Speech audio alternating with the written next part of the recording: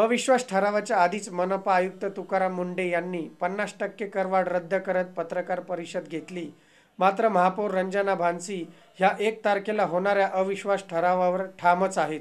गेल्या 3 ते 4 दिवसापासून गाजत असलेला मनपा आयुक्त तुकाराम मुंढे यांच्यावरील अविश्वास प्रस्तावावर आज आयुक्त तुकाराम मुंढे यांनी घुमजाव घेत 50% करवाढ रद्द केली आहे. यामध्ये सभागृहाने पूर्ण करवाढ माफ करावी अशी मागणी केली होती, परंतु मुंढेंनी अविश्वास ठरावाच्या आधीच 50% करवाढ रद्द केली. यावर आयुक्त मुंढेंची संचालक किशोर बेलसरे यांनी घेतलेली प्रतिक्रिया. आता नुकतेच आपल्याबरोबर मनपा आयुक्त तुकारामजी मुंढे आहेत. बघूया 1 तारखेला होणाऱ्या अविश्वास ठरावाच्या बाबतीत त्यांची काय प्रतिक्रिया आणि काय करवाढ रद्द केलेली आहेत. नमस्कार मुंढे साहेब, कशा पद्धतीने आपण करवाढ रद्द केली? करवाढ रद्द झालेली नाही आहे, त्याच्यामध्ये थोडे चेंजेस केलेले आहेत.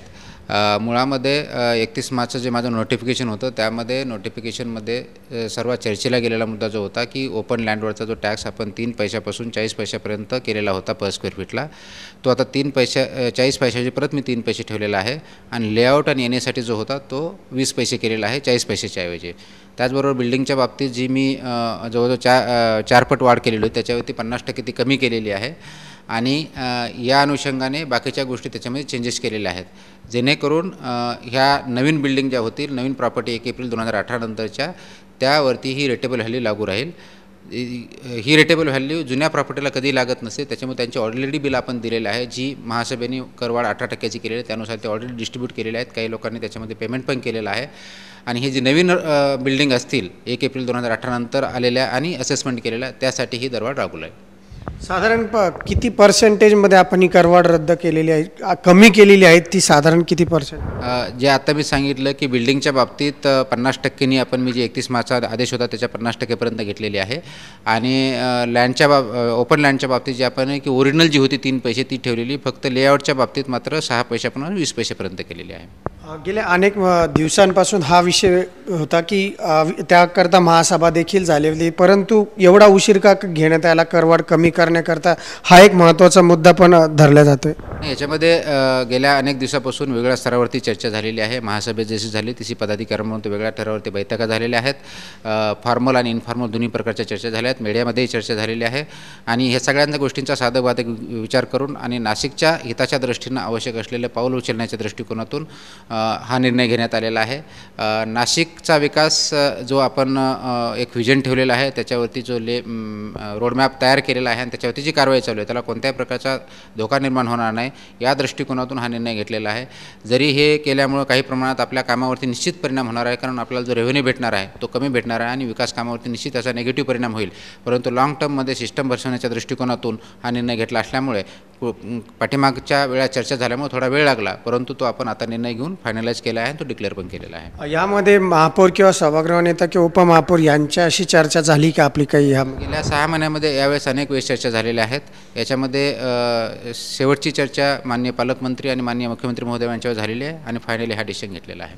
एकंदरीत अविश्वास ठराव हा घेण्याचं देखील त्यांनी ठरवलं. आपल्या करवाढ 50% कमी केल्यानंतरही तर त्यावर आपली काय भूमिका राहणार? अविश्वास ठरावाची ही महासभा 1 तारखेला घेण्याच्या आत्ताच त्यांनी पत्रकार परिषदेमध्ये जाहीर केले, तर आपली काय भूमिका राहील? महासभेवरती अविश्वास ठराव घ्यायचा किंवा नाही घ्यायचा हा त्यांचा विषय आहे. माझ्या दृष्टीने मला जो योग्य डिसिजन वाटलेला आहे, तो नाशिकच्या दृष्टीने जो योग्य डिसिजन आहे तो मी घेतलेला आहे. बाकीचा महासभेवरती काय करावं हा त्यांचा अधिकार असल्यावर त्याच्यावरती कमेंट करणं योग्य राहणार नाही. आपला निर्णय काय राहील त्यावेळेस? आपण काही बोलू इच्छितात का महासभेच्या? असं जर याच्यावरती काही विषय झाला, त्याच्यामध्ये जे काही मुद्दे येतील त्याला मी महासभेमध्ये उत्तर देईन. बरं, शहरातील अनेक संघटना देखील रामायणवर जात आहेत, महापौरांना पाठिंबा देत आहेत, तर एक प्रकारे एका वेगळ्या ठिकाणी फेसबुक किंवा काही ओपन केलं की सगळे आयुक्त मुंढे साहेब यांना लाईक करत आहेत की त्यांच्या बाजूने, अशी परिस्थिती नाशिककरांसाठी आज झालेली. मला माहीत नाही आपण कोणत्या संघटनेबद्दल बोलत आहेत. कुणी कुणाला पाठिंबा द्यायचा हा त्याने कॉन्शियसचा विचार करून द्यायचा आहे आणि विशेष म्हणजे नाशिकच्या विकासाच्या दृष्टिकोनातून आवश्यक असलेले निर्णय घेत असताना त्या दृष्टीने विचार करून द्यायचा आहे.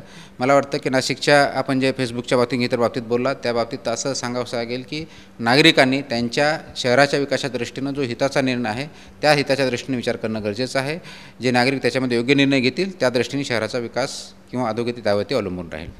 गेल्या 2-3 दिवसापासून हा विषय चर्चेला जात आहे आणि सोशल मीडियावर सर्वात जास्त आयुक्त तुकाराम मुंढे यांचा अविश्वास ठरावावर काय राहणार आणि कशा पद्धतीचे 1 तारखेला निर्णय होणार याकडे संपूर्ण शहराचं लक्ष लागलेलं आहे.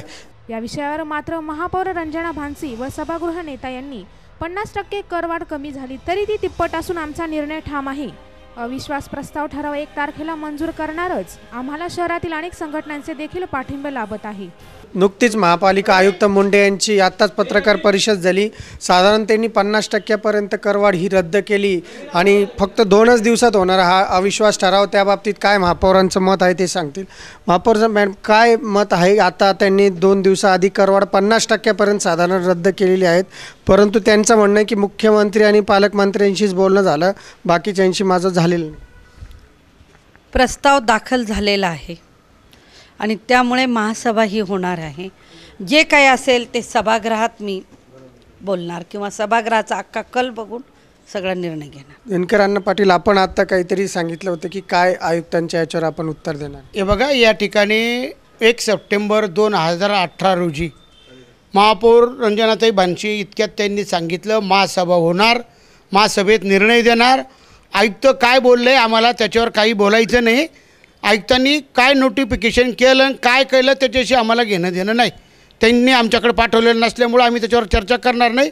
जो निर्णय घ्यायचा तो महासभेत बोलणार आम्ही. आता आज अभ्यास म्हणजे तुम्हीच इतक्यात आम्ही सांगितलं की आम्ही आमच्या मतावर ठाम आहोत.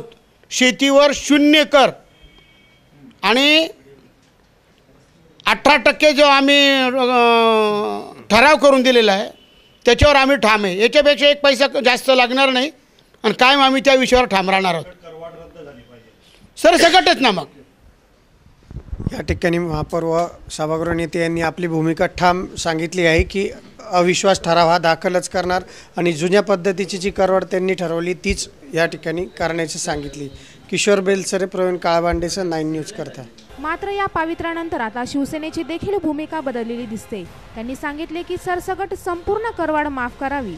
अजून 1 दिवस मुदत त्यांनी आयुक्तांना दिली आहे. आयुक्त एक पाऊल मागे आले. त्यांनी नाशिकवर लादलेली जी करवाढ आहे पुढे 25% 50% कमी केल्याचं मी आत्ताच ऐकलं. त्याबद्दल त्यांचं स्वागत आहे. परंतु शिवसेनेची भूमिका अत्यंत स्पष्ट आहे आणि आजही शिवसेना त्याच्यावर ठाम आहे. मुळात ही जी करवाढ आहे ही करवाढ नाशिककरांचं कंबरडं मोडणारी करवाढ आहे. त्यामुळे ही आम्हाला मान्य नाही आणि म्हणून आजही शिवसेना त्याच भूमिकेवर ठाम आहे. जो आदेश क्रमांक 522 हा रद्द झाला पाहिजे. त्याच्यावर अंमलबजावणी होता कामा नये. त्या पद्धतीचं अध्यादेश निघणं आवश्यक आहे. अन्यथा शिवसेनेला हे मान्य नाही. या सर्व झालेल्या गोष्टी माननीय पक्षप्रमुख आणि संपर्क प्रमुखांपर्यंत आम्ही पोहोचवणार आहोत आणि याच्यावर योग्य तो निर्णय परवाच्या दिवशी शिवसेना स्टाईल सभागृहात घेईल. तर काँग्रेस आणि मनसेची भूमिका ही आजही भाजपाच्या बरोबर आहे. तर राष्ट्रवादीची वेळेवर भूमिका समजेल असे समजते.